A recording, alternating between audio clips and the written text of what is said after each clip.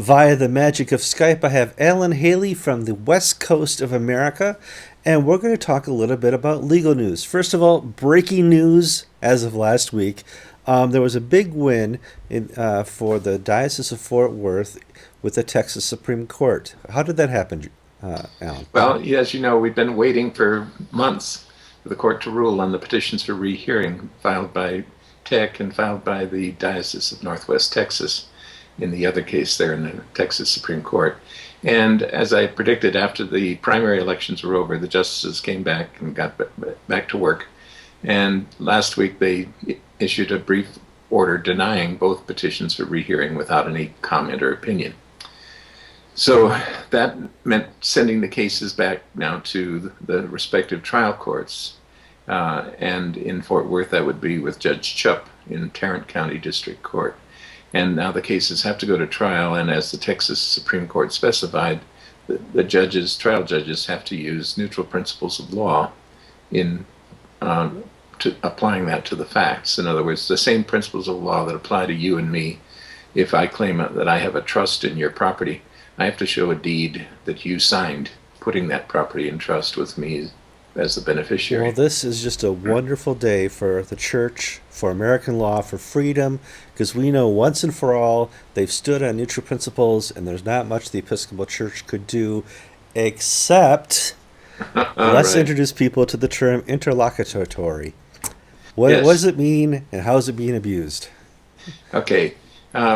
The decision of the Texas Supreme Court in reversing Judge Chupp's order for summary judgment means that the case is not yet over.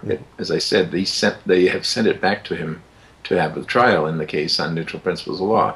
When you have a decision like that is in the middle of a case, not the final decision at the end of a case, lawyers call that an interlocutory decision. And the key thing about an interlocutory decision is that it is still temporary. I mean, the case isn't over. So why would a higher court at this point want to take a look at it? But that doesn't stop TEC and its attorneys, because they've decided that they're going to take an appeal or file a petition for review with the United States Supreme Court of the Texas Supreme Court's reversal of the summary judgment. So they're asking the Supreme Court, the highest court in the land, to step in the middle of a case before it's over and give us a judgment in the Episcopal Church's favor. Now, the odds are long enough when you take a case up to the U.S. Supreme Court that they're not going to give you the time of day. And as we've seen recently in 3 other cases of church property disputes, there were final judgments. They were final decisions by the state's highest courts in Connecticut, in Georgia, and in Virginia. And in each of those cases, the Supreme Court denied review of final judgments. And then long ago in California, the St. James case in Newport Beach, that went up to the California Supreme Court on the same interlocutory basis on a demurrer to a complaint. And the California Supreme Court, in effect, overruled the demurrer and said, no, this complaint states a cause of action. Well, St. James then tried to take a petition up to the U.S. Supreme Court to review that interlocutory decision, and the Supreme Court turned them down. So whether it's final or interlocutory, as it's a church property case, it doesn't seem to matter to the Supreme Court. They're not interested. But TEC is still going to go through the motions of taking it anyway. And to do so, they're going to have to make some unusual arguments. They're going to have to argue that they caught them completely by surprise in Texas that the state was going to follow neutral principles of law.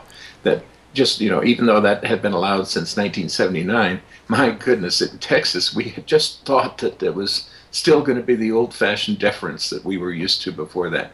And this Texas court has sprung something terrible on us, and this is a nasty surprise, and we weren't prepared for it, and we couldn't arrange our affairs in Texas. Yes, sure, like, for example, TEC has, in every state, right, gotten signed deeds of trust from all the different parish properties. Well, I do have to say, downtown Dallas and Houston and Austin have become more liberal over the last 10 years, but I don't think it's affected the judgeships yet. So, No, probably not. but I can't imagine the Episcopal Church is freaked out by this. But and I know that any attorney will tell you, yes, I can win this case for you. Just as you encourage your clients, in most cases where you think you can win, the opposite is true of tax attorneys, where they also have a track record for winning some of the dumbest cases possible. Right. That there's that encouragement. Yeah, we'll just fight this out. We have the money. We have, it's kind of in DABA with the dollar bill.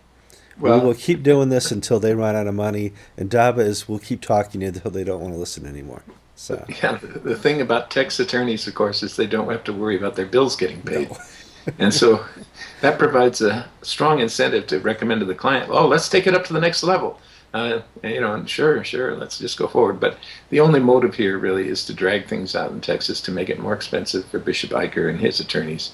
And it's got no point at all in terms of changing the ultimate outcome of the case or trying to turn things around. It's just they're going through the motions, unfortunately, because they've got the money to do it, and there's nobody at the top at 815 saying, "Hey, let's not spend another $25 to $50,000 on this particular maneuver when it isn't going to get us anywhere." Well, what's the point of general convention then? Exactly.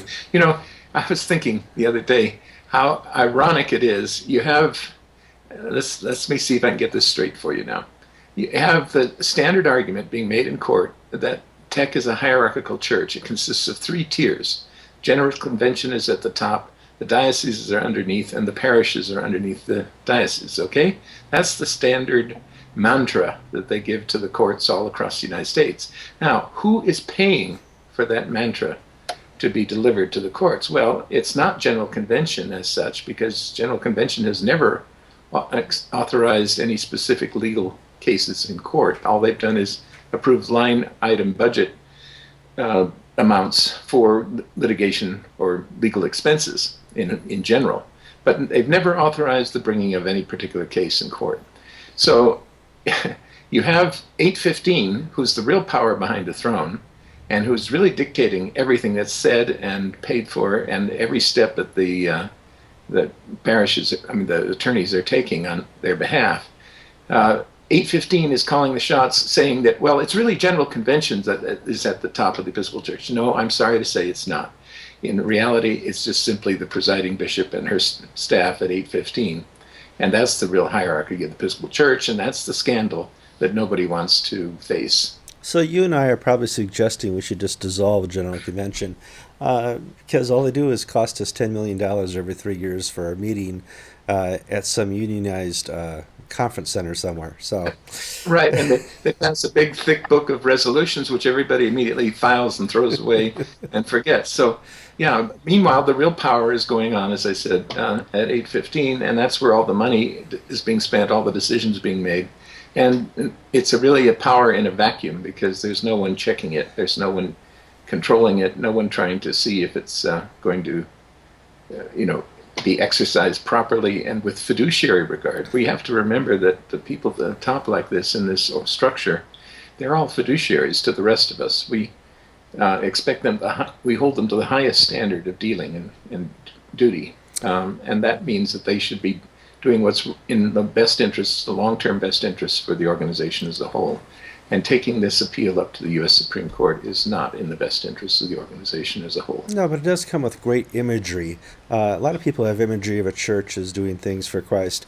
Whenever I think of the Episcopal Church in 815 now, especially with legal things, I get flashbacks to Wizard of Oz, where the Wicked Witch is sending off the flying monkeys. Go, go, go! Just like that's the legal tech. That's legal tech for you. Alan, I want to thank you for your time. I know you broke in on a special breaking news bulletin for Anglican Unscripted, and I'll catch you soon next week. Very good.